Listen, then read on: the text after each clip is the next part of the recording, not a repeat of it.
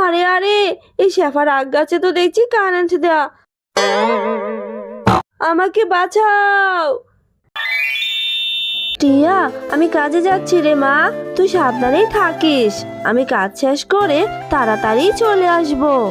আচ্ছা মা, যাও, তবে তাড়াতাড়ি চলে এসো। আর আসার সময় আমার জন্য কিন্তু একটা আখ নিয়ে আসবে। বাজারে না নতুন নতুন আখ উঠেছে, আমার খুব আখ খেতে ইচ্ছে করছে মা। আখ খেতে কি যে মজা। আচ্ছা ঠিক আছে রে মা, আমি বাড়ি ফেরার সময় তোর জন্য বড় একটা আখ নিয়ে আসবো। এরপর তুই মন ভরে খাবি। এবার আমি আসি রে মা, আমার যে বড্ড দেরি হয়ে যাচ্ছে।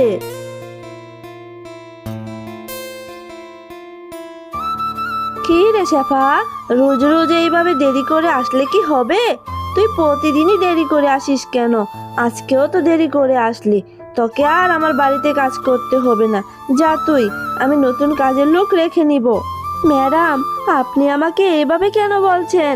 আমি কোথায় দেরি করে আসছি? আমি তো সময় মতোই এসেছি। এইভাবে আমাকে কাজ থেকে বের করে দিবেন না ম্যাডাম। আমার মেয়েটাকে নিয়ে যে না খেয়ে মরতে হবে। আরে, তুই খেয়ে থাকবি নাকি না খেয়ে মরবি সেটা দেখার দায়িত্ব কি আমার নাকি? আমি নতুন কাজের লোক পেয়েছি, তাকে সস্তায় রাখতে পারবো। যা তো এখন, এত কথা বাড়াস না। ম্যাডাম যে কাজ থেকে তাড়িয়ে দিয়েছে, এখন যে আমি কোথায় যাব আর কি করব কিছুই তো বুঝতেছি না। মেয়েটা আমার একটা আখ খেতে চেয়েছে। যাই, আমি বরং বাজার থেকে একটা আখ নিয়ে বাড়ি ফিরে যাই। এরপর শেফা বাজার থেকে আখ নিয়ে বাড়ি চলে যায়।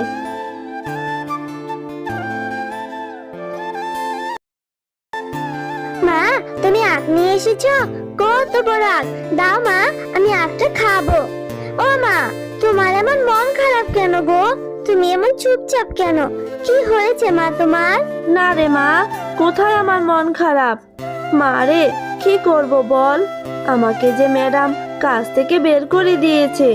উনি নাকি নতুন কাজের লোক পেয়েছে কম টাকায়। এখন আমি কোথায় কাজ করব রে মা? আর কাজ না করলে যে আমাদের না খেয়ে মরতে হবে। এখন আমি কি করব বল? মা, তুমি চিন্তা করো না তো, আমার মাথায় না একটা বুদ্ধি এসেছে। তুমি যে আখটা এনেছো, চলো সেটা কেটে কেটে আমাদের বাড়ির পাশে যে জমি আছে না, সেখানে রোপণ করি। তারপর দেখবে সেই আখগুলো অনেক বড় হবে। তারপর থেকে তুমি সেই আখগুলো বাজারে বিক্রি করতে পারবে।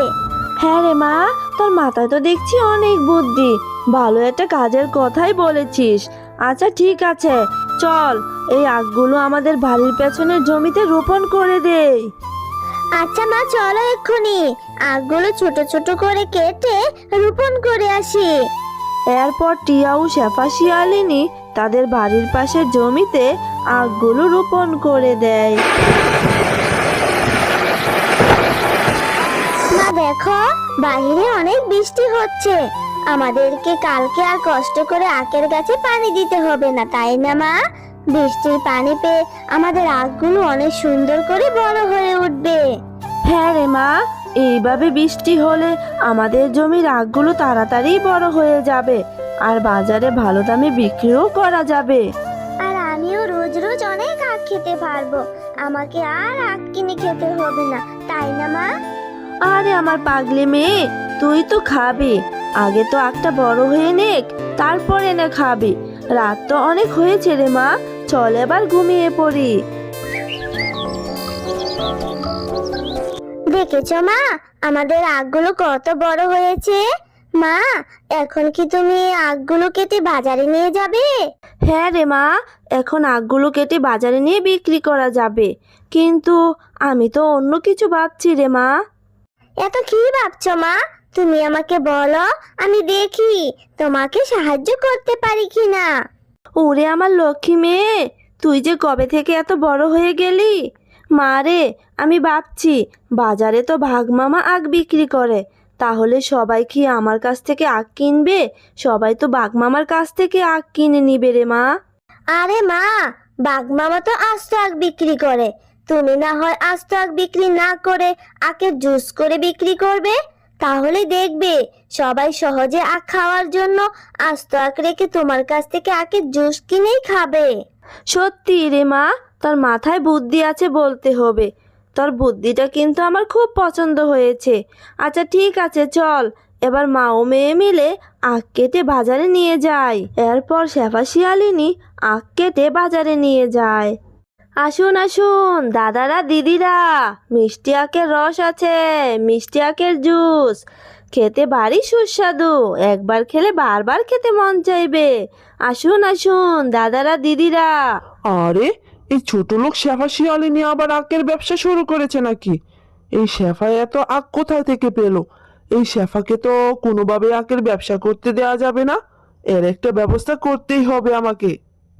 এইভাবে সেই দিন শেফার আখের জুস অনেক বিক্রি হতে থাকে, আর বাঘমামার কোনো আখই বিক্রি হয় না।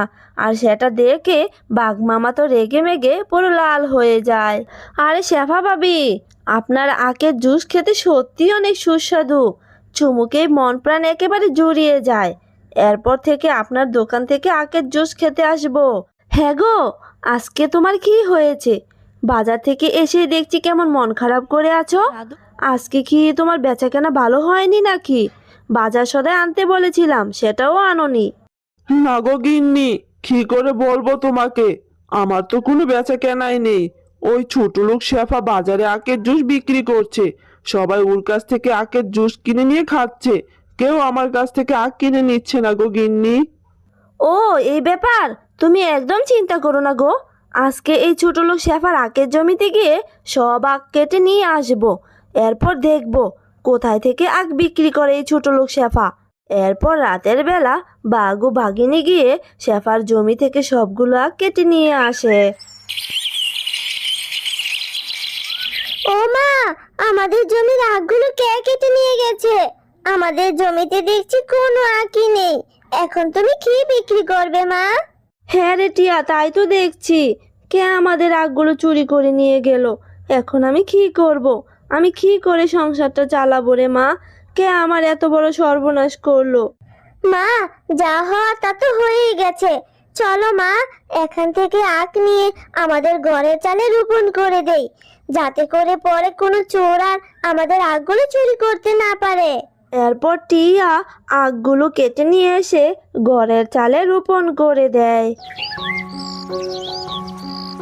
মা দেখো, আমার রোপণ করা আখগুলো আবারও কত সুন্দর আর বড় বড় হয়েছে। এখন এই আখগুলো তুমি বাজারে বিক্রি করতে পারবে মা।